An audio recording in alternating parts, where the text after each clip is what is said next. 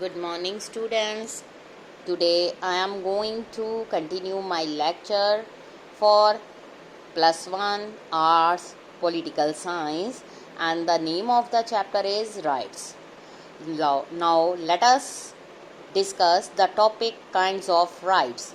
As you already know that different rights are mentioned in our constitution for the citizen of our country, like right to freedom, right to vote, right to life, right to right against exploitation, right to education. इस तरह के बहुत सारे rights हैं जो हमारे Indian citizens के लिए हमारे कॉन्स्टिट्यूशन में प्रोवाइड किए गए हैं और हम इंडियन सिटीज़न इसका एंजॉय करते हैं. और ये गवर्नमेंट की ड्यूटी बनता है कि वो इन राइट्स को ह्यूमन सिटीजन्स के लिए, इंडियन के सिटीजन्स के लिए इसको प्रोटेक्ट करके रखें. इसमें बताया गया है कि जो हमारे राइट्स हैं, political participation can only be exercised fully जब हमारी basic need of food, cloth, shelter, health है जो पूरी करनी होती हैं. For a person living on the payments and struggling to meet these basic needs, political rights may by themselves have little value. They require certain facilities like an adequate wage to meet their basic needs and reasonable conditions of work. ठीक है, जो payments पर सोते हैं, गरीब लोग हैं, footpath पर सोते हैं, उनको बहुत सारे राइट्स की ज़रूरत है. सबसे पहला राइट तो है उनकी बेसिक नेसेसिटी पूरी की जाए. बेसिक नेसेसिटीज़ में आ जाता है फूड, क्लोथ एंड शेल्टर्स. उसके अलावा डेमोक्रेटिक सोसाइटीज़ जो हैं उनको रिकॉग्नाइज किया जाता है और वो क्या करती हैं, उनको कुछ इकोनॉमिक राइट्स दे दिए जाते हैं. कुछ कंट्री में जो सिटीजन्स हैं वो particularly those with low income receive house, medical facility from the state.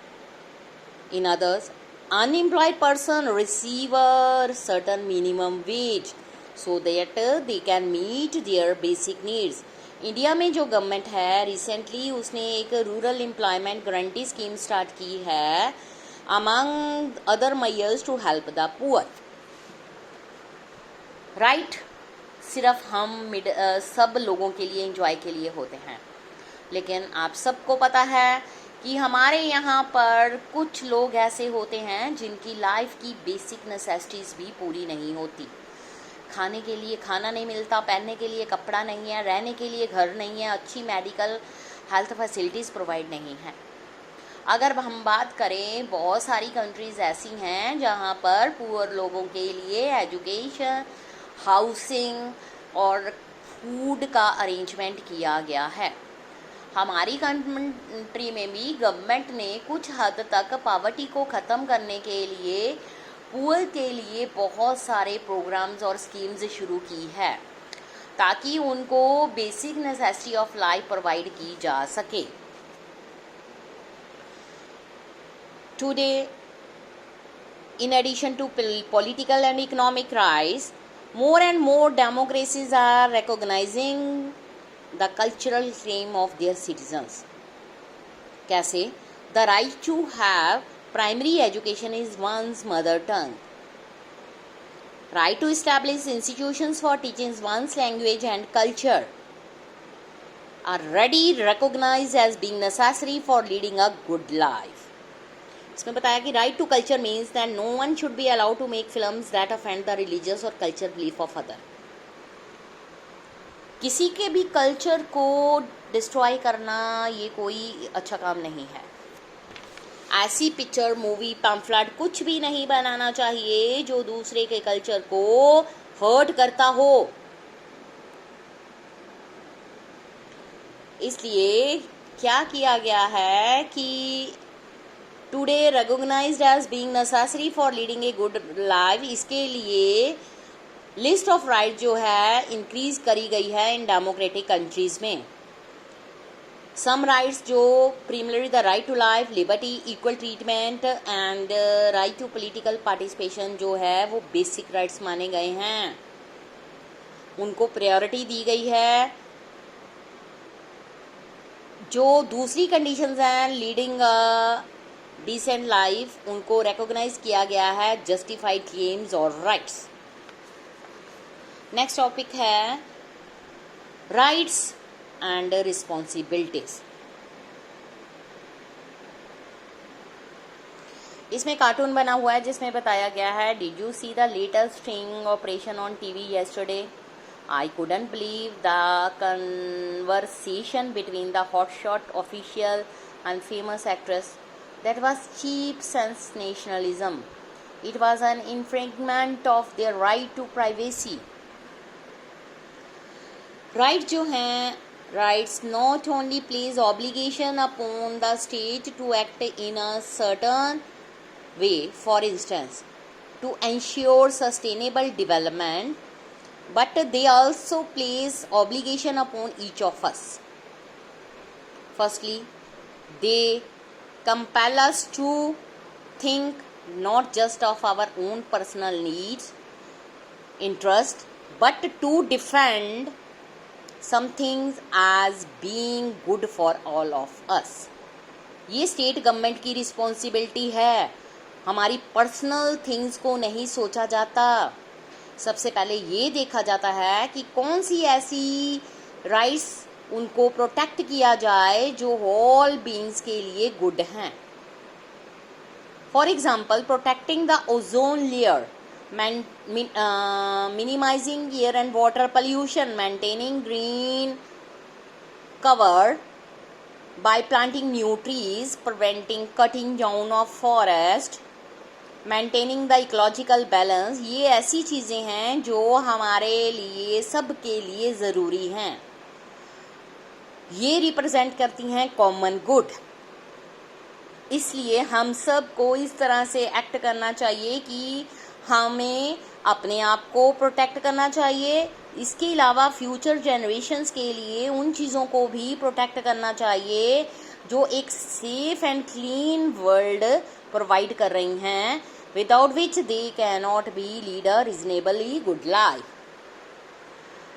हमारी कंट्री को डेवलपमेंट करनी चाहिए, लेकिन वो डेवलपमेंट होनी चाहिए सस्टेनेबल डेवलपमेंट।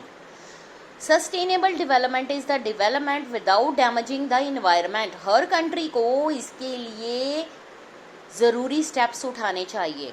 ये सिर्फ स्टेट गवर्नमेंट का ही मेन एम नहीं होता, बल्कि जितने भी इंडियन के सिटीज़न या पूरे वर्ल्ड के जितने भी लोग हैं, उनको ये जो ग्लोबल लेवल पर प्रॉब्लम्स आ रही हैं, इनको दूर करने के लिए एकजुट होना चाहिए। सेकेंडली, ये भी चाहिए कि I respect the right of other. If I say that I must be given the right to express my views, I must also grant the same right to others. If I did not want others to interfere in the choices I make, the dress I wear, or the music I listen to, I must refrain from interfering in the choices that others make. I must leave them free to choose their music, clothes. I cannot use the right to free speech to incite a crowd to kill my neighbor. In exercising my rights, I cannot deprive others of their rights. My rights are, in other words, limited by the principle of equal and same rights for all. जो rights हमें provide दिए गए हैं, ये मेरा right है, मैं अपनी मर्जी के कपड़े पहनूं, मैं अपनी मर्जी का म्यूज़िक सुनूं। मेरा ये राइट है तो दूसरों का भी ये राइट होगा। मेरा ये राइट है मैं अपने व्यूज़ को एक्सप्रेस करूं, लेकिन मैं अपने राइट का इस तरह से यूज़ नहीं करूँगा कि भीड़ को इकट्ठा कर कहूँ मेरे नेबर को मार दो। ये राइट नहीं है। जो हमारे राइट्स हैं वो दूसरे के भी राइट्स हैं। इसलिए अगर हम अपने राइट्स को एंजॉय करना चाहते हैं तो हम ये भी चाहते हैं कि दूसरे भी अपने राइट्स को एंजॉय करें। कोई भी किसी के राइट में किसी तरह की इंटरफेरेंस को पसंद नहीं करता। थर्डली, हमें अपने राइट्स को बैलेंस करके रखना चाहिए। जब कहीं भी राइट्स के कारण कंफ्लिक्ट आए तो एक बैलेंसिंग पोजीशन होनी चाहिए। My right to freedom of expression allow me to take pictures However, if I take picture of a person bathing in his house without his consent, post them on the internet, that would be a violation of right to privacy. हर किसी को privacy का right है. अगर मेरे को right मिला है to click a pick, ये थोड़ा होता है किसी की पर्सनल लाइफ में क्या हो रहा है वहाँ जाकर मैं पिक क्लिक करूँ और उसको नेट पे डाल दूँ. It is not correct. हाँ, पिक फ्रीडम है, पिक्स क्लिक करो. नेचर की पिक हो गई, इन्वायरमेंट में मॉर्निंग सीन हो गए, साइट्स हो गई, अपने घर के मेंबर्स की पिक को क्लिक करना. लेकिन किसी दूसरे की पर्सनल लाइफ में जाकर इंटरफेरेंस करना, इट इज़ नॉट गुड. हर किसी को राइट है, राइट टू प्राइवेसी. तो ये था बेटा. अब मैं नेक्स्ट कल आपको स्टार्ट करवाऊंगी. इसमें और क्या क्या चीज़ें दी गई हैं, प्रेम्बल में क्या बताया गया है, ये हम अपने कल के टॉपिक में करेंगे. Thank you student.